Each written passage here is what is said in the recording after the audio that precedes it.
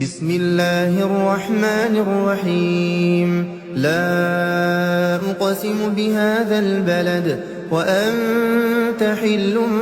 بهذا البلد ووالد وما ولد لقد خلقنا الإنسان في كبد أيحسب أن لن يقدر عليه أحد يقول أهلكت مالا لبدا أيحسب أن لم يره أحد ألم نجعل له عينين ولسانا وشفتين وهديناه النجدين فلاقتحم العقبة وما أدراك ما العقبة فك رقبة أو إطعام في يوم ذي مسغبة يتيما ذا مقربة أو مسكينا